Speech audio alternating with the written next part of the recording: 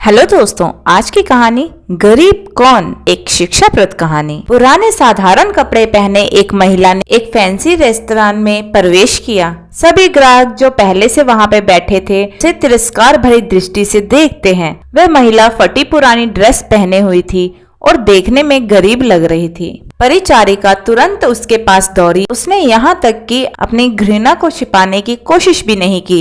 वो बोली, मैडम, आप शायद गलत जगह आई हैं। वह बस इतना चाहती थी कि जल्दी से इस बिन बुलाए मेहमान से छुटकारा मिल जाए। महिला ने घबराते हुए उसकी ओर देखा और पूछा कि क्या ये ताज भोजनालय है? डाइनिंग हॉल में मौजूद लोग कानाफूसी करने लगे और उनमें से कुछ लोग ठहाके लगाने लगे। परिचारिका ने दयनीय दृष्टि से महिला की ओर देखा और बोली, आप सही कह रही हो, यह है तो, पर आप क्या चाहती हो मैडम? तुरंत व्यवस्थापक को बुलाओ। असंतुष्ट ग्राहकों में से एक चिल्लाया, मैंने यहाँ पहले से एक टेबल इसलिए नहीं बुक करवाई है कि कोई भिखारी मुझे खाते हुए देखे। महिला ने अपना सिर नीचे कर लिया और धीरे से बोली, मैं तुम्हारा ज्यादा समय नहीं लूंगी बेटा। मेरा केवल एक अनुरोध है कि आप इस तरफ आइए। परिचारिका ने अनिच्छा से बुजुर्ग महिला को अंदर आमंत्रित किया। वो बस किसी तरह उसे बाकी ग्राहकों की नजरों से दूर ले जाना चाहती थी। अगर मैं तुम्हारी जगह होती तो मैं सिक्योरिटी को बुलाकर उसे बाहर का रास्ता दिखाती। आपने देखा है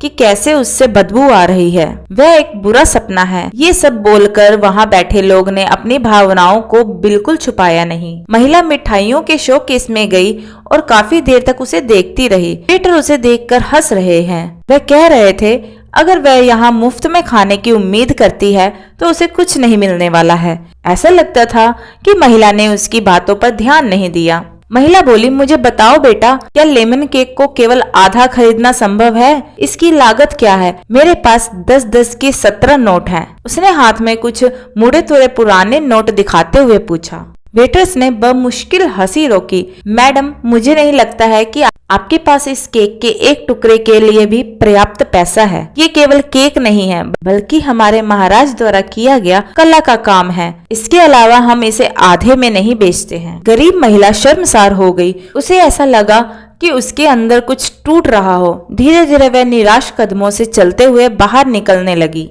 अचानक उसे रेस्तरां के कोने में अपनी पत्नी के बगल में बैठे सैन्य वर्दी पहने एक व्यक्ति ने बुलाया। मैडम, कृपया यहाँ आओ, आप बहुत परेशान लग रही हैं। कुछ हुआ है? उसने चेहरे पर मुस्कान के साथ पूछा। मेरी बेटी, वह बहुत बीमार थी। जब वह बच्ची थी तो हम इस रेस्टोरेंट के पास से गुजरते थे और वह काफी देर तक दुकान की खिड़कियों को देखती रहती थी। हमने एक दिन यहाँ लेमन केक खाने का सपना देखा, लेकिन फिर वह बीमार हो गई। मेरे पति चले गए और हम दोनों का पेट पालने के लिए मुझे नौकरी करनी पड़ी। मेरे पास इलाज जारी रखने के लिए पैसे नहीं हैं, इसलिए अब मैं उसके लिए कुछ भी नहीं कर पा रही हूँ। तो मैंने सोचा कम से कम उसे ये केक ही दिला दूं। लेकिन मेरे पास केवल 10 की ये 17 नोट हैं। इतना कहते हुए उसकी आंखों से आंसू बह निकले।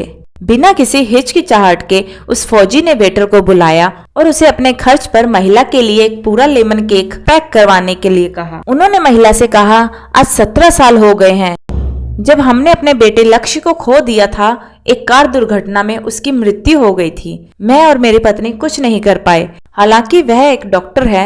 आपके पास में 17 नोट है और मेरा बेटा 17 साल का था। ये ऊपर वाले का इशारा नहीं तो क्या है? फौजी की पत्नी ने गरीब महिला को अपना बिजनेस कार्ड दिया और बेटी के इलाज में मदद करने का वादा किया। जब वेटर महिला के लिए लेमन केक लेकर आया तो महिला के चेहरे पर एक कृतज्ञ मुस्कान आ गई। उसने फौजी और उसकी पत्नी को धन्यवाद दिया और वहां से चली गई। इस घटना के बाद रेस्टोरेंट में सब खामोश थे। सभी को उस फौजी ने एहसास दिला दिया था कि पैसों से भले ही वो महिला गरीब, लेकिन वहां बैठे लोगों के विचार और दिल के गरीब थे, सिवा उस फौजी दंपत्ति के। अब वहाँ किसी को भी हंसने का मन नहीं कर रहा था। तो दोस्तों, इससे आप अंदाजा लगा सकते हैं कि असली में गरीब कौन था और कौन होते हैं। तो दोस्तों, आपको हमारी आज की ये कहानी कैसी लगी कमेंट करके जरूर बताइएगा।